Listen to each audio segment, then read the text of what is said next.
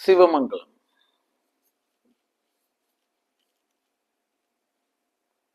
மாற்றமும் ஏமாற்றமும் மாற்றத்தக்கதல்ல காணுங்கள் என் செல்வங்களே. இங்கு மாற்றமும் ஏமாற்றமும் மாற்றத்தக்கதல்ல. இந்த களத்தின் களப்பிழையாய் இருக்கின்றன. மாற்றம் மாறாதது மாற்றம். இது இந்த களத்து நியதியாய் இருக்கிறது. இந்த களம் மாறிக்கொண்டே இருக்கிறது. நீங்களும் மாறிக்கொண்டே இருக்கின்றீர்கள். அதாவது இந்த செடி வளர்கிறது, ஆனால் கண்ணுக்கு தெரிவதில்லை. ஆனாலும் வளர்ந்து கொண்டிருக்கின்றன. உன் காணலுக்கு அப்பாற்பட்ட, உன் காணலுக்கு புலப்படாத அதிநூதன மீச்சிறு நுண் இயக்கத்தின் பெயரால் அது வளர்ந்து கொண்டே இருக்கிறது. அதே போல நீங்களும் அவ்வண்ணம் தான். மறந்து விடாதீர்கள். மாற்றம் இந்த களத்தின் யதார்த்தம். அதனாலதான் இந்த களமும் சரி, இந்த களம் தந்த நீங்களும் சரி மாறிக்கொண்டே இருக்கின்றீர்கள். ஒரு கணம் ஒரு கணத்தோடு பொருந்துவதில்லை. இந்த நிலவினை பாருங்களேன்.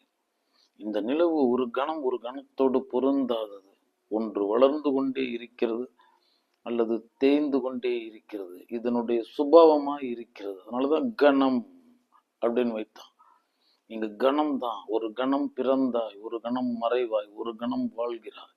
இந்த கணத்தில் உனக்கு புலப்படாதது எந்த கணத்திலும் புலப்படுவதில்லை. அதனாலதான் அதுக்கு பேர் இலக்கணம் வைத்தான். உன்னுடைய இலக்கு கணமாய் இருக்கட்டும், அவ்வளவுதான். இந்த கணம்தான் சாஸ்வதம். அதுக்கு முந்தின கணமும் இல்லை, பிந்தின கணமும் இல்லை. இக்கணம் தக்கணம் சிக்கன பிடி. அதுபோல இங்கு இக்கணத்து உணர்வு தான் மெய் உணர்வு. மறந்து விடாதீர்கள் என் செல்வங்களே. அப்ப மாற்றம் அப்படின்றது இந்த களத்தினுடைய யதார்த்தமா இருக்கு. அது ஒரு அதிநூதன நுண் இயக்கத்துல வளர்ந்து தேர்ந்து கொண்டும் இருக்கிறது. ஏமாற்றம்ங்கிறது மனிதனுடைய இயல்பிழையா இருக்கிறது பாருங்கள். ஏனெனில் இவனையும் அறியாமல் இவன் எதிர்பார்த்து விடுவான். இவன் எதிர்பார்க்கிறதுக்கு காரணம் என்னன்னா, ஆசை என்னும் இரு கண் கொண்டு இவன் காணுவதெல்லாம் விரும்பும் சுபாவம் உடையவனாய், காணுவதிலெல்லாம் லயிக்கும் சுபாவம் உடையவனாய், எங்கு எதை விரும்பினோம் என்பதே தெரியாத அளவுக்கு அதிதீவிர ஆழ்நிலை மன வீழ்ச்சி அடைந்திருப்பவன் இந்த மனிதன். மறந்து விடாதீர்கள் என் செல்வங்களே. ஏமாற்றம் இந்த மனிதனுடைய வாடிக்கை. சத்தியம் சொல்கிறேன். ஏன்னா நம்மளுடைய எதிர்பார்ப்பை நாமே பூர்த்தி செய்ய முடியாத அளவு நம்ம மனப்பின்னடை உடையவர்கள். நம்மளுடைய எதிர்பார்ப்பை நம்மளாலேயே பூர்த்தி பண்ண முடியாது. ஆனா நம்ம எதையுமே எதிர்பார்த்து வைத்துருவோம். அதை நம்புறது, அவனை நம்புறது, இவனை நம்புறது, இப்படியே இது இப்படி ஆயிருமா, இது இந்த விளைவுகளை செய்திருமான்னு இப்படியெல்லாம் நமக்குள்ள ஒரு அகக்கட்டமைப்பின் பெயரால எதையோ கருதி வைத்திருக்கிறோம் என் செல்வங்களே. அதனால ஏமாற்றம் என்பது மனிதனுடைய வாடிக்கையாய் போனது. இவன் ஏமாறுவதற்காகவே கண் விழிக்கிறான். ஏன்னா இவன் எல்லையில்லாத ஆசையின் கண் நிலை நின்று இருக்கிறான். அதன் பெயரால இந்த சகத்தை காணுகின்றான். சத்தியமா இவனுடைய ஆசை அது பூர்த்தி செய்ய போவதில்லை. இதுதான் யதார்த்தம். இவன் தான் இவனுக்கே இவன் உடன்படுவதில்லையே. இவன் பேச்சு இவனே கேட்கறது இல்லையே. அப்புறம் எப்படி இந்த களம் கேட்கும்? அப்ப இவனுடைய தீர்மானங்கள் எல்லாம் அடிநிலையில ஆழ்நிலை அதிதீவிர பேராசையின் பேராளர் நிலை நின்றிருக்கிறது என் செல்வங்களை. ஏமாற்றம் தவிர்க்க ஒன்று எதிர்பார்ப்பை அகற்றுங்கள் அல்லது ஆழ்நிலை ஆசையை அகற்றுங்கள். சத்தியம் சொல்கிறேன். இந்த மனிதன் எதிர்பார்த்து ஏமாந்தவன். அவ்வளவுதான். அவன் எதிர்பார்த்துருவான். யார் சொன்னாலும் நம்புவான், எப்படி சொன்னாலும் நம்புவான். இவர் வருவாரா, அவர் வருவாரா, இவர் வந்து மீட்பார், இவர் வந்து தருவார், இவர் வந்து காப்பார். எவர் வந்து உன்னை காக்க போவதில்லை. உன்னை நீ காத்தால் உண்டு. வேறு யாரும் வரமாட்டாங்க. வேணா பேசிக்கிட்டு வேணா இருக்கலாம். அவங்க வந்து நமக்கு அதை தருவாங்க, இதை தருவாங்க. யாரும் யாருக்கும் தரமாட்டாங்க என் செல்வங்களே. நீங்கள் தான் உங்களுக்கு தரணும். இதெல்லாமே இந்த களத்தில் இருக்கின்ற பழைய பஜனைகள், காலங்காலமா இருக்கிற பஜனைகள். இதன் பெயராலெல்லாம் இந்த மனிதனை மூளைச்செலவு செய்து நிரந்தரமா அவனுடைய நோக்கத்தை அங்கு எதிர்பார்க்க செய்து இங்கு வீழ்ந்து ஒளிந்து கொண்டிருக்கிறது இந்த மனித வர்க்கம். மறந்து விடாதீர்கள் செல்வங்களே. எதிர்பார்ப்புங்கிறது எந்த விதத்திலும் உங்களுக்கு இருக்க வேண்டியதில்லை பாருங்கள். 100% எதிர்பார்ப்பை அகற்றுங்கள். நீங்கள் எதிர்பார்ப்பை அகற்றாது, பேராசையை அகற்றாது உங்களிடத்திலிருந்து ஏமாற்றத்தை தவிர்க்கவே முடியாது என் செல்வங்கள். அதனால எதிர்பார்த்தா ஏமாறுவாய். இது களத்தினுடைய நியதியா இருக்கிறது. ஏன்னா உன்னை நீ எதிர்பார்க்கல, வந்து விளைஞ்சிட்ட, நீ வாழ்ந்துகிட்டு இருக்க. நீ உன் வாழ்வையும் எதிர்பார்க்க முடியாது. அது முடியும் பொழுது நீ எதை சொன்னாலும் அது கேட்கவே கேட்காது. அது உன்னை எடுத்துட்டு போயிடும்.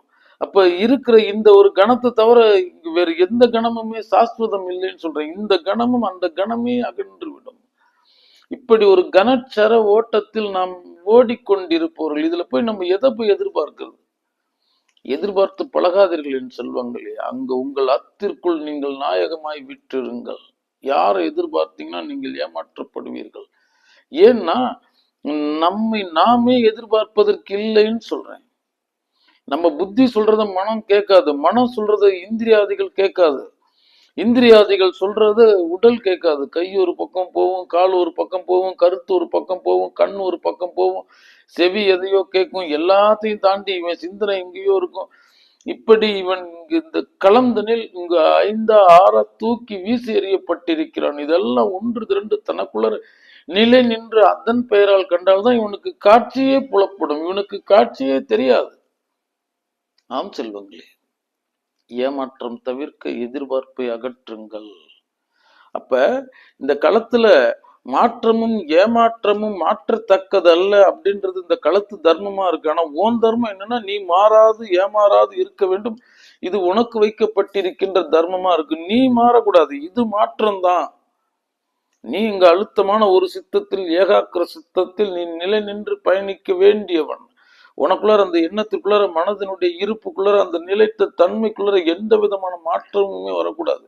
உனக்குள் நீ ஒரு தன் இருப்பில் நிலை நின்றிருக்க வேண்டும். உனக்குள் ஆழ்ந்து மனம் தாழ்ந்து உனக்குள் வாழ்ந்த வண்ணமே இவ்வுலகை கண்டிருக்க வேண்டும் என் செல்வங்களே. அதனால் நீங்கள் மாறாதிருங்கள். ஆமா, நம்ம மாறிக்கிட்டே இருக்கோம். களத்துக்கு களம் மாறுது. நமக்கு புரியறதே இல்லை பல விஷயங்கள். ஏன்னா நம்ம உடல் என்னும் எந்திரத்தில் வைக்கப்பட்டிருக்கோம். பசி, தாக, சுக, துக்கம் இருக்கும். இன்னும் வக்ரம், உக்ரம், விரோதம், துரோகம், பழி, பாவம், இழிவு, அவம், தவறு, பிழை, குற்றம், இன்னும் எத்தனையோ இத்தியாதிகளால பாவம்.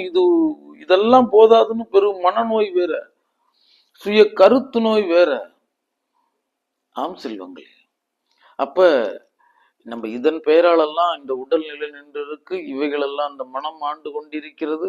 இந்த அறிவு இந்த மனதிற்கு அடிமைப்பட்டு கிடக்கிறது. அதனால இவைகளெல்லாம் மெய் அறிவினால் இந்த மனதை கட்டுப்படுத்தி அல்லது ஒரு புள்ளியில் நிலை நிறுத்தி நீங்கள் மாறாது திட சித்தத்தோடு இருக்க வேண்டும். நான் மாற்றம் இல்லாதவன். இந்த தேகம்னா நேற்று இருந்ததில்லை, நாளை இருக்க போவதில்லை. ஆனால் நான் என்றும் இருப்பவன். நான் ஆதார பொருள். வாழ் முதலாகிய பொருள் எதுவோ அதுவே நான். அதனால் நான் மாறாதவன் அப்படின்னு நீங்கள் மாறாதிருங்கள். ஏன்னா இந்த வாழ்க்கையில ஏற்ற இறக்கங்கள் வரும். இரவு பகல் போல இன்ப துன்பம், லாப நஷ்டம், எதிர்பார்ப்பு முடக்கம், இதெல்லாமே சேர்ந்து வரும். இது என்ன இங்க நடந்தாலும் நீங்கள் மாறாது அசையாது திட சித்தத்தோடு விட்டிருங்கள். இந்த சகத்தினுடைய காரணிகள் உன்னுடைய திடத்தை குலைத்து விடாது பார்த்து கொள்ளுங்கள் என் செல்வங்களை. பெரும் மன திடத்துடன் இருங்கள். வாழும் வரை இக்கணத்தை சுகித்திருங்கள், அதில் லயித்திருங்கள். மற்றபடி இந்த சகத்தை நீங்கள் எந்த விதத்திலும் பெரிதுபடுத்தி விடாதீர்கள் என் செல்வங்களே. தயவு செய்து நிலையா இருக்க பழகுங்கள். உங்களை நீங்க நம்புங்க, அவ்வளவுதான். உங்களுக்குள்ள நீங்கள் ஆழ்ந்து இருங்கள். வேற எதை நம்பினாலும் கச்சிதமா நீ முறியடிக்கப்படுவாய். கச்சிதமா முறியடிக்கப்படுவாய். ஏன்னா இதுதான் இந்த களத்தினுடைய வாடிக்கையா இருக்கு. ஏன்னா இதுக்கு பின்னாடி எல்லாம் பெரிய வரலாறு இருக்கு. இந்த புவியினுடைய கணக்குகள் அனைத்தும் எழுதி முடித்து மூடி வைக்கப்பட்டு விட்ட மாய புதினங்கள் என காணுங்கள். என் பொருட்டு அந்த எழுத்துக்கள் மாற்றி அமைக்கப்பட போவதில்லை. நான் அதற்கு ஒரு பொருட்டே இல்லை. ஏன்னா கோடி கோடி கோள்களை வைத்து கோடி கோள்களுக்கு மத்தியில இங்கு ஒரு பெரும் பேரியக்க நியமாய தத்துவம் நிலை நின்று இருக்கிறது. அது யாருக்காகவும் காத்திருப்பதில்லை என் செல்வங்களே, மறந்து விடாதீர்கள். அந்த பேரியக்க நியதிக்கு உட்பட்டு நீங்கள் வாழ்ந்து பழகுங்கள். அதெல்லாம் தானா நடக்கும். எதேச்சை அதிகாரமுடைய ஒரு தூய நோக்கனின் இங்கு தூய செயல்கள் தான் இங்க நடந்துட்டு இருக்கு. ஒருங்கிலா ஒழுங்கமைப்பினால் ஓடவிடப்பட்டிருக்கும் ஒப்பு கோலம் இது புவியென காணுங்கள். புவியும் புவிசார் சக சீவன்களும் முரண்பாடுகளால் மூடப்பட்டிருப்பதாய் கண்டாய். காட்சியில் பிழையிலே நின் சுய கருத்துடன் காணும் மனநிலை காட்சி அது. அகம் புறத்தில் தெரிகிறது, அகக்கள்ளம் புறத்தில் கல்வனை காட்டுகிறது. மறந்து விடாதீர்கள் என் செல்வங்கள். இங்கு எவ்வாறு தீர்மானிக்கப்பட்டதோ இயற்கை, இயற்கை தீர்மானித்த வண்ணம் அணு தொடங்கி அண்ட பேர் அண்டம் தாண்டி எதுவும் இயங்கிக் கொண்டிருக்கிறது. இதெல்லாம் அதன் திட்டத்தின் பெயரால் இயங்குகிறது. அதன் திட்டத்தின் பெயரால் இயங்குவதால் தான் நம்மை நாம் கட்டுப்படுத்த முடிவதில்லை, நம்மை நம் ஒரு புள்ளியில் நிலைநிறுத்த முடிவதில்லை. நாமே நம் கட்டுப்பாட்டில் இல்லை. அதுவும் எதேச்சை அதிகாரம் உடையதா இருக்கிறது. நான் அனிச்சை செயல் ஆயிரம் உடையவனாய் இருக்கிறேன். அது மனதிற்கும் பொருந்தும், உடலுக்கும் பொருந்தும். மறந்து விடாதீர்கள் என் செல்வங்களே. உற்று நோக்குங்கள் உங்களை. யாரையும் நம்பாதீர்கள், எதையும் நம்பாதீர்கள். நீ நம்ப ஒன்று உண்டெனில் அந்த ஒன்றற்ற ஒன்றாம் அந்த ஒன்றில் நின்றிருங்கள். அவனும் இங்க களத்துக்கு வரமாட்டான். அவன் மீட்பான், இவன் உன்னை கூட்டிட்டு போயிடுவான். யாரும் வரமாட்டாங்க. அப்ப நீ யார்? அந்த கேள்வி இருக்குல்ல. அவன் பெரியவன், அவன் பெரிய வரலாற்று சிறப்பு மிக்கவன், இங்க ஆயிரம் இங்கு வேத வியாக்கியானங்கள் வேத வசனங்களையும் சொன்னவனா, அப்ப நீ யார்? அவனுக்குள்ள இருக்க அதே மூலப்பொருள் தான் உயிரின உனக்குள்ள இருக்கு. நீ எந்த விதத்திலும் அதில் குறைந்தவன் இல்லை. ஏன் இன்னைக்கு உன்னால ஒரு சத்தியத்தை பேண முடியாதா? இன்னைக்கு ஒரு தர்மத்தில் உன்னால நிலை நிற்க முடியாதா? அப்ப இதெல்லாம் சொல்லி உன்னை இந்த உலகம் சிறுமைப்படுத்தி வைத்திருக்கிறது. இதுவரை தோன்றின எவனையும் விட நீ புனிதமானவன். இந்த உலகத்தில் இதுவரை தோன்றின யாரையும் விட நீ அற்புதமானவன். இந்த உலகம் இதுவரைக்கும் செய்த அத்தனையும் விட நீ அற்புதமானவன், அதிசயமானவன், செயற்கரியவன். மறந்து விடாதீர்கள் செல்வங்கள். இதெல்லாம் சுட்டி காட்டி உங்களுடைய ஆதார பலத்தை, மன நம்பிக்கையை சிதைத்து விட்டது இந்த உலகு. நீங்கள் வாழ வந்திருக்கின்றீர்கள், வாழ்ந்து வையுங்கள். உங்களால் எதையும் இயற்ற முடியும். உங்களுக்கு நீங்கள் தான், வேற எதுவும் உங்களுக்கு உதவாது. மறந்து விடாதீர்கள். நான் அதை நம்பினேன், என் பிள்ளைய நம்பினேன், என் பொண்டாட்டியை நம்பினேன், என் நண்பனை நம்பினேன், என் உறவினன் நம்பினேன். இதெல்லாம் அவங்க 100% உங்களுக்கு பொருந்துவாங்கன்னு நம்பி நீங்கள் ஏமாந்து விடாதீர்கள். ஏன்னா அவன் வேறொரு திட்டத்திற்காக அங்க அவனுடைய இயக்குனன் என்ன இயக்குனானோ அவ்வண்ணம் தான் அவன் இயங்குவான். அவன் போதித்த வண்ணம் தான் இவன் பேசுவான். அவனுடைய தீர்மானத்தின் வண்ணம் தான் இவன் இயங்க முடியும். அவனன்றி ஒரு அணுவும் அசையாது, சர்வமும் சிவமயம், எல்லாம் அவன் வசம். அப்படின்னா அவன் தீர்மானத்தின் பெயரால தான் இது இயங்குகிறது. இந்த புவிக்கு பேரே சிதம்பரம் காணுங்களில் செல்வங்கள். எங்கும் திருமேனி, எங்கும் சிவசக்தி, எங்கும் சிதம்பரம், எங்கும் திருநட்டம், எங்கும் சிவமா இருத்தலால் எங்கெங்கும் தங்கும் சிவன் அருள் தன் விளையாட்டது. அவ்வளவுதான். இது சித்தம் பரம். இங்க ஒரு சித்தம் தான் இருக்கு. அவனுடைய சித்தம் மட்டும்தான் இங்க இருக்கு, வேற எதுவுமே கிடையாது. அதனாலதான் இந்த மனிதனை கணிக்கவே முடிவதில்லை, ஏற்றுக்கொள்ளவே முடிவதில்லை, விலைக்கு வைக்கவும் முடியவில்லை, தீர்மானமே எடுக்க முடிவதில்லை. இங்க நீங்கள் உங்களுடைய போக்கினை சகம் சார்புடையவர்களிடத்தில் வைக்கவே வைக்காதீர்கள். நீங்கள் உங்களை நம்புங்கள், உங்களை நீங்கள் பலப்படுத்துங்கள், உங்கள் எண்ணத்தை உங்களுக்குள் புகுத்துங்கள். எந்த ஒரு புள்ளியிலிருந்து இந்த மொத்த எண்ண மண்டலமும் வெளிவந்ததோ அதை உள்முகமாக அந்த ஒரு புள்ளியை உற்று நோக்கி உங்களுடைய பார்வையை முழுக்க உங்களுக்குள் செலுத்துங்கள் என் செல்வங்களே. மறந்து விடாதீர்கள், எதையும் நம்பாதீர்கள், எந்த இறைவனையும் நம்பாதீர்கள். சத்தியம் சொல்கிறேன். ஏன்னா அவன் எனக்குள்ள உயிர் பொருளா இருக்கான். கையில வெண்ணெய் வச்சுட்டு நான் ஏன் நெய் கலையணும்? சீவனே சிவனாய் அமர்ந்திருந்தாரே, ஒன்று கண்டீர் உலகுக்கு ஒரு தெய்வம், ஒன்று கண்டீர் உடலுக்கு உயிர் ஆவதும். இது சத்தியம் தானே. அந்த உண்மை தெரியாத காரணம் தெல்ல தெளிந்தார்க்கு சிவன் சிவலிங்கம். தெல்ல தெளியணும். அது ஒரு பாலா இருக்கு, அழியும் பாலா இருக்கிறது அழியாத நெய்யாக்கப்பட வேண்டும். அழியும் சித்தமா இருக்கிறத அழியாத சித்த ஞானமா ஆக்க வேண்டும். அந்த கடமை உன்னிடத்தில் இருக்கிறது. சோர்வில்லாத கடமை ஆற்றிக் கொண்டிருங்கள். இது ஒரு நிலை மாற்றம். இது தேக்கு மரம் தான், இன்றைக்கு நிலை செய்ய உதவாது. ஏனெனில் அதற்குள் வைரம் பாய வேண்டும். அதை நான் காக்க வேண்டும், அதை வளர்க்க வேண்டும், உருவேற்ற வேண்டும். அதன் பேரால் தான் நிலையாய் நிலைத்திருக்கும் என் செல்வங்களை. நீங்கள் அதுதான், அதுல எந்த மாற்றமும் கிடையாது. அப்ப நீங்க அதுதான். ஆனா அது ஆகும் பொருள். எப்ப அது ஆகும் பொருள்? நீங்கள் அதையே சிந்தித்து சொல்லி செய்து அதன் பேரால நிலை நின்று இருக்க நீங்கள் அது ஆகு பொருள் என ஆகி விடுவீர்கள். உறைவதறியாது உறைந்து போகும் உறை பனி போல, எரிவதறியாது எரிந்து போகும் மரக்கட்டையை போல ஆகுவதறியாது ஆகிவிடுவீர்கள். என் செல்வங்களை மறந்து விடாதீர்கள். நீங்கள் உங்களை நம்புங்கள். வேற எதையும் எதிர்பார்க்காதீங்க.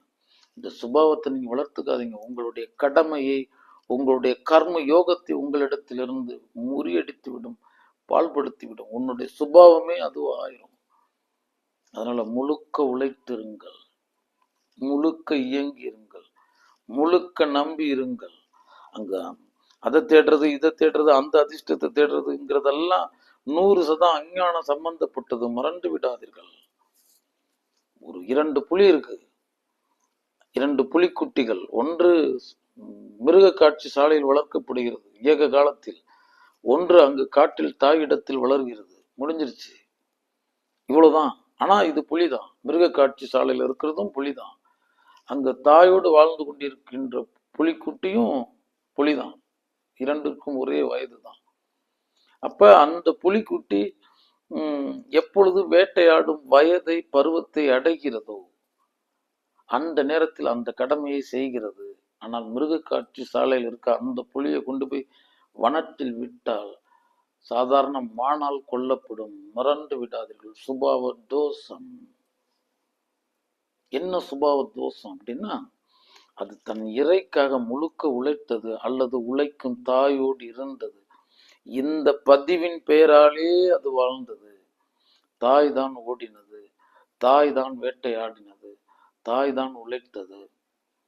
இதுதான் இதனுடைய நியதி, எதுவும் எளிதில் கிட்டாது அப்படின்னு தன்னை முழுசா மாத்திக்கும். அவ்வளவுதான். அப்ப அந்த பயிற்சியிலே தன்னை வளர்த்துக்கிட்டு இருக்கும். வயது வந்தவுடன் மானை வேட்டையாடுகிறது. நம் மிருக காட்சி சாலையில் இருக்கிறது அவ்வாறு இல்லை. எத்தனை மணிக்கு உணவு வருமோ அத்தனை மணிக்கு வரும்னு அதுக்கு தெரியும். அதுக்குள்ளார அகத்துக்குள்ளார அந்த பதிவிலேயே வளர ஆரம்பிச்சிடும். ஏன்னா இதுதான் இந்த உலகத்து வாடிக்கை. அது எப்படி பூனை விழி மூடிடுச்சுன்னா அந்த அண்டமே இருண்டு விட்டது என கருதுவது போல அந்த தனி சித்தத்திற்கு, தனி புத்திக்கு, தனி அறிவுக்கு தெரிஞ்சதெல்லாம் இதுதான். இதுதான் உலகம், இந்த கூண்டு தான் வாழ்க்கை. இதுல இந்த நேரத்துல இந்த உணவு வரும், அதை நான் உண்ண வேண்டும், நாளைக்கும் வரும் உண்ண வேண்டும். இந்த பதிவிலேயே இருக்கும் பொழுது தன்னுடைய இயல்பான குணத்தையே இழந்து விடுகிறது. தான் புலி என்பதை மறந்து விடுகிறது. ஆம் செல்வங்களே. ஏன்னா அது சில வளங்கல்கள் தான் வாழ்வுன்னு நினைச்சுக்கிட்டு இருந்தது. என் செல்வங்களே, நீங்களும் இந்த சகத்து வளங்கல்களை போற்றாதீர்கள், விரும்பாதீர்கள். அந்த சுபாவத்தை வெறுத்து வையுங்கள். ஏன்னா அதெல்லாம் நம்ம மரபு. கொல்லென கொடுத்தல் உயர்ந்தன்று, அதன் எதிர் கொல்லேன் என்றால் அதனினும் உயர்ந்தன்று சொல்லப்பட்டிருக்கிறது. நமக்கு விதி எப்படி வகுக்கிறான் பாருங்க. ஈ என இரத்தல் இழிந்தன்று, கொடுங்க அப்படின்னு கேட்கறது இழிவான செயல்தான். இழிவாவே சொல்லிடலாமா அப்படின்னா சொல்வதற்கு இல்லை. பிச்சை புகினும் கற்கை நன்றி தமிழ் வேதம் சொல்லுது. அதை வைத்துக்கிட்டே ஈன்னு சொல்றான் பாரு, அவனை விட பெரிய பிச்சைக்காரன் வச்சுக்கிட்டு. ஆமா, கொல்லென கொடுத்தல் உயர்ந்தன்று. பின்னொருத்தனுடைய தேவை அறிந்து நான் போய் கொடுக்குறேன். ஏன்னா இதுதான் நம்மளுடைய மொத்த இயல்புமே. இதுதான். இவ்வகையில் தான் இந்த மனிதன் கட்டமைக்கப்பட்டிருக்க வேண்டும். அவன் புனித மிகு மனிதனா இருந்தால் மட்டும்தான். எல்லாரும் இதை போட்டு குழப்பிக்க வேணாம். நரனுருவில் திரிவதெல்லாம் நல்ல மனிதனை நம்ம சொல்றதுக்கெல்லாம் இல்லை. நம்ம இதெல்லாம் தேவை அறிந்து செய்யணுங்கிறதுக்கு தான் இதை மிக இதயத்தோடு வந்தோம். கருமி இயல்பிலிருந்து விடுபட்ட மிருக இயல்பிலிருந்து நம்ம மேன்மைப்படுத்தி கொண்டோம். அந்த விலங்குகள்ங்கிறது அது அறிவு விலங்கிடப்பட்டிருக்கும். அவைகளிடத்திலிருந்து சர்வ சுதந்திரமா சுத்த தந்திரத்தினால் விடுதலை உணர்வோடு தியாகம், இரக்கம், கருணையின் பெயரால் விளங்குறதுனால அந்த மனிதன் மன இதம் செய்ய தெரியும் அவனுக்கு. அப்போ கொல்லொன்னு கொடுக்கறதுங்கிறது தனி மனிதனுடைய தலையாய குணமாய் இருக்கிறது. அந்த வேளையிலும் கொல்லேன் என்றால் அதனினும் உயர்ந்தன்று. தனக்கு பசித்திருந்த பொழுதும் தேவை இருந்த பொழுதும் அந்த நெருக்கடியிலும் கொல்லேன், தேவையில்லை, என்னை படைத்தவன் வரட்டும், நீ போகலாம். அதுதான் நம்மளுடைய இயல்பு.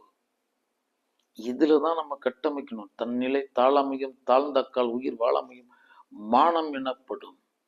இன்னைக்கெல்லாம் இலி குணத்து நாயகர்களை நம்ம நிறைய பேரை பார்த்துட்டு இருக்கோம். வெறும் உணவுக்காக வெறும் உறைவிடத்திற்காக இன்னும் எத்தனையோ இந்த சுகாதிகளுக்காக இந்த இழி செயலில் நிலை நின்றிருக்கிறான் இந்த மனித வர்க்கத்தில் பெரும்பகுதியினர். மீட்டெடுத்துக் கொள்ளுங்கள் என் செல்வங்களே. நீங்கள் மேன்மையானவர்கள், உயர்வானவர்கள், எதற்காகவும் எதையும் எதிர்பார்க்காதவர்கள். இதை உங்களுடைய சுபாவமாக்கிக்கிங்க. அப்பதான் இந்த கனவு காண்றது போகும். நம்ம இடத்துல இருக்க கனவு அப்பதான் அகலும். நம்ம எதையும் பற்றும் சுபாவம் உடையவரா இருக்கும். பார்க்கறதெல்லாம் பந்தப்பட்டுக்கிட்டு இருக்கும். தேவையில்லை, அவைகளெல்லாம் விடுங்கள். கைக்கு எட்டியது வாய்க்கு எட்டுவதில்லை. வயிற்றுக்குள்ளே போனாலும் ஒவ்வாமை இருந்தால் சகத்தில் உமிழ்ந்து விடுவான். இது மாதிரி நிலைப்பாட்டுல நம்ம இருக்கோம். இதுதான் நிஜமும் கூட. ஆம் செல்வங்களே. அதனால நீங்கள் மனநிலை மாறாதிருங்கள், 100% ஏமாறாதிருங்கள். இப்போ மனதுல திட்டமா நீங்கள் நில்லுங்கள். நீங்கள் அதுதான், அதுல எந்த மாற்றமும் இல்லை. சத்தியம் சொல்கிறேன். ஏமாற்றத்தை வெல்லணும்னா எதிர்பார்ப்பை 100% அகற்றணும். இந்த சுபாவத்தை நீங்க வளர்த்து கொள்ளாதீர்கள். அதிர்ஷ்டத்தை நம்பாதீங்க, உழைப்பு நம்புங்க. அங்க அவன் பார்த்து கொண்டிருக்கிறான். அவனுடைய கூலிக்கு நீ வேலை செஞ்சுக்கிட்டு இருக்க. இன்னைக்கு இந்த சகத்துல இருக்குன்னு நினைச்சிட்டு இருக்காது. இங்க வாசி இல்லாத காசே இல்லை குமரான். நான் என் குருநாதன். வாசி இல்லாத குற்றம் இல்லாத காசே இல்லைங்கிறான். அங்க சிவ பரம்பொருள் தந்த காசுலயே வாசி இருக்கு. வாசி தீரவி காசு நல்குவீர் மாசின் மிளலில் ஏசல் இல்லை. அவன் வழங்கின காசை அவன் சொல்றான் வாசி இருக்குடாங்கிறான், குற்றம் இருக்குடாங்கிறான். ஆம் செல்வங்களே. ஏன் இன்னைக்கு நம்ம ஒரு குறைந்தபட்ச தயவோட ஒரு இனிமையோட நம்ம பகிர்ந்துண்டு பள்ளியில் ஓம்புதல் இல்லாதவருக்கு இருக்கும் இடம் தேடி செய்யறதுங்கிறது நம்ம சம்பாதிக்கிற காசுல வாசி இருக்கு, குற்றம் இருக்கு. இப்ப கழிவுநீர் குட்டைகளை இறங்கி வேலை செஞ்சுட்டு இருக்க அந்த நம்மளுடைய சகோதரனுடைய வருவாய் எவ்வளவுங்க இன்னைக்கு? அப்படியே நீங்க திருப்பி பாருங்க இந்த பக்கத்தை. இது ரெண்டும் ஒரே தட்டுல ஏக காலத்துல இருக்கு. இதெல்லாம் இங்க அங்கீகரிக்கப்படுது. இதெல்லாம் கேட்கப்படுறதே கிடையாது. உடல் உழைப்புக்கு மன உழைப்புக்கேற்ற ஊதியம் தான் அங்க வைக்கப்படுகிறதா? இன்னைக்கு வாடகை கொடுத்து அவங்க பாட்டுக்கு எத்தனை பேர்த்த வாழ்வை சீரழிச்சுக்கிட்டு அதன் பேரால கோலோச்சிக்கிட்டு இருக்க ஒரு கூட்டம். சத்தியம் சொல்கிறேன் என் செல்வங்களே. இங்க பாத்தீங்கன்னா கடுமையா உழைச்சிட்டு வியர்வையிலையும் அங்க பசியிலையும் துன்பத்திலையும் குருதி சிந்தி ஒரு கூட்டம் வாழ்ந்துகிட்டு தான் இருக்கு என் செல்வங்களே. மறந்து விடாதீர்கள். இதெல்லாம் இங்க கேட்கறதுக்கு ஆள் இல்லைங்கிறதுக்காக இங்க கேட்கவே மாட்டான்னு நினைச்சுக்காதீங்க. நீ இந்த உடலில் தான் வைக்கப்பட்டிருக்கிறாய். அந்த கருவி கிரணங்கள் எல்லாம் நடுநடுங்கு செய்யும் மரணமும் பிறவி உடமையாய் இருக்கிறது. அதனால நெஞ்சறிந்து நீங்கள் கொஞ்சம் இறங்குங்கள், கொல்லென கொடுங்கள். தேவை உடையவருக்கு இறங்கி போய் செய்யுங்க. எறும்பு முதல் யானை வரை எதுவும் உன் உறவுதான் செல்வங்களே. இருக்கும் மனிதர்கள் எல்லாமே உங்களுடைய சகோதர சகோதரிகள் தான். மறந்து விடாதீர்கள் செல்வங்களே. குறைந்தபட்சம் இறங்குதலின் பெயரால இருங்க. நீங்க இறங்கி செய்து அதன் பெயரால பலன் அடைகின்ற நிலையில் இங்கு மனித வர்க்கம் இருக்கு, உயிர் வர்க்கம் இருக்குங்கிறது என்றும் மறந்து விடாதீர்கள். என்ன எடுத்துட்டு போறோம் அதெல்லாம் ஒன்றும் கிடையாதுன்னு சொல்றேன். மறுநாள் உத்தரவாதம் இல்லை. ஆமா, எதிர்காலம் புதிர்காலம், மறுகணம் மர்ம கணமாகவும் இருக்கலாம், மரண கணமாகவும் இருக்கலாம். இங்கு அந்தரத்தில் ஒரு சுந்தர உலகம் சுழன்று கொண்டிருக்கிறது. அதே போலதான் உத்தரவாதம் இல்லாத ஆனால் நாள் குறிக்கப்பட்ட நாள் தெரியாது தெரிந்து கொண்டிருக்கின்ற மனித வர்க்கம் தானே. ஒரு பறவை போல ஒரு வாழ்ந்து வைப்போமே. பெருசா எதையும் எதிர்பார்க்க வேணாம். நம்ம நிலையா இந்த மனநிலையோட இருப்போம். ஆனால் இறைவன்றவன் கருத்து பொருள். அவனை நான் களத்துக்கு அழைச்சிட்டு வர முடியாது. அவன் கொண்டாட வேண்டிய பொருள் அது அகத்திற்குள்ள சித்தத்துக்குள்ள வைத்து கொண்டாட வேண்டிய பொருள். சித்தம் சிவமானால் நித்தம் தவமாகும். நீ வேற எதை செய்தும் அந்த வாழ்வை நீ தவ வாழ்வை ஆக்கவே முடியாது. அந்த இடையராது தொடர் சிவ சித்தத்தில் இறை சித்தத்தில் நிலை நின்று இந்த சித்தத்தை சிவனுக்காக்கி காயங்களினால் சகல கர்மம் செய்ய வந்திருப்பவர் தான். அப்ப இந்த சடங்குகள்லாம் இறைவனை போய் சேர்றது இல்லையானா அந்த சடங்குகளுக்குள்ள ஆதாரமாக இவனுடைய மெய் அன்பு மெய் சித்தமும் அதில் இருந்து அவன் இயற்றும் பொழுது அது தவமாகிறது, பக்தி ஆகிறது. தவிர அவன் உன்னிடத்தில் எதிர்பார்ப்பது சித்தம் மட்டும்தான். அதான் சித்தம் போக்கு சிவன் போக்கு, சிவன் போக்கு சித்தம் போக்கு, சிவபெருமான் சித்த மரபினன் என்பதை மறந்து விடாதீர்கள் என் செல்வங்களே. சைவம் சிவத்தோடு சம்பந்தமாவது, ஆனால் அவனி சித்தம் தான். அதனால அவனுக்குன்னு நம்ம வைத்திருக்கிறது இந்த சித்தம் அவனுக்கு கொடுத்துட்டு, இங்கு அவன் வகுத்த சத்திய தர்மன்ற நடு நீங்காத ஒரு வாழ்வு வாழ்ந்து வைப்போமே. நாம் மாறாது இந்த நிலைப்பாட்டிலே இருப்போமே. எந்த நாளும் யாரையும் எதிர்பார்க்காத ஒரு வாழ்வு வாழ்ந்து வைப்போமே. ஏன் அப்படின்னா, இந்த உலகத்திற்கு ஏமாற்றத்தை தவிர வேறு எதுவும் தர தெரியாது. ஏன்னா அவனையே அவன் ஏமாத்திக்கிட்டு இருக்கான். இதுதான் உண்மை. அவன் தன்னை தானே ஏமாத்திக்கிட்டு இருக்கவன் எப்படி உன் எதிர்பார்ப்பை பூர்த்தி செய்வான்? சத்தியம் சொல்கிறேன் என் செல்வங்களே, ஏமாற்றம் தவிர்க்க நீங்கள் எதிர்பார்ப்பை தவிர்த்து வையுங்கள். இந்த அதிர்ஷ்டத்தை விரும்புறேன், அங்கிருந்து வரும் இங்கிருந்து வருங்கிறதுலாம் 100% மறந்து வையுங்கள். உன் உழைப்பை நம்புங்க. உங்க கர்ம யோகத்தில் நீங்க நிலை நின்று இருங்கள். ஒவ்வொரு காரியத்தையும் ஒவ்வொரு கர்மத்தையும் 100% நீங்கள் இருந்து செய்யுங்கள். அவ்வளவுதான். இதை உங்களுடைய சுபாவம் ஆக்கிக்கங்க. இங்கே முதல் ஆள் ஒருத்தருங்க, அவன் தான் முதலாளி. இங்கு இருப்பவர்கள் எல்லாருமே அவனுடைய ஏவல் ஆள். அவன் திட்டத்தின் பெயரால் இங்கு நடித்து கொண்டிருப்பவர்கள். இந்த நடிகர்கள் வந்துட்டு போய்கிட்டே இருப்பாங்க. இந்த நாடக மேடை இருந்துகிட்டே இருக்கும். இப்படி கடல் அலைகள் வந்துட்டு போயிட்டே இருக்கும், கடல் அப்படியே இருக்குங்கிற மாதிரி. இப்படி இந்த களத்தை அர்த்தப்படுத்துவதற்காக நம்ம வந்திருக்கின்ற தோற்ற மாயைகள், காட்சி மாயைகள், இயக்க மாயைகள், காய மாயைகள், அது தீர்மானிக்கப்பட்ட வரை இருக்கும். அதுக்கப்புறமேட்டுக்கு அகற்றப்படும். அப்ப அந்த காயத்தில் இருக்க நம்ம மாறாது இருக்க வேண்டும், எதையும் எதிர்பார்க்காது இருக்க வேண்டும். அவனைப் போலவே நாமும் இருந்து விட வேண்டும். அதான் சிவனே நிருடா அப்படின்னது. அவன் பாருங்க, நிலையா வாயை வாழ்த்து கண்டாய் மதையானி உரி போட்டு பேய் வாழ் காட்டக தாடும் பிரான் தன்னை. அங்க போய் அங்க மயானத்துல போய் அமர்ந்திருக்கிறான். எல்லா செல்வத்திற்கும் அவன் தான் அதிகாரி. குபேரனுக்கு குபேரத்துவம் தந்தவனும், திருவுக்கு திருத்துவம் தந்தவனும், விஜயனுக்கு பாசுபதம் தந்தவனும், ஸ்ரீமன் நாராயண வேதநாத கீதோபதேச ஸ்ரீ வாசுதேவ கிருஷ்ண பரமாத்மனுக்கு சுதர்சன சக்கரத்தை தந்தவனும், எல்லா உயிர்களுக்கும் உயிரை தந்தவனும், உள்ளதெல்லாம் தந்தவனும், உணவும் ஆனவனும்.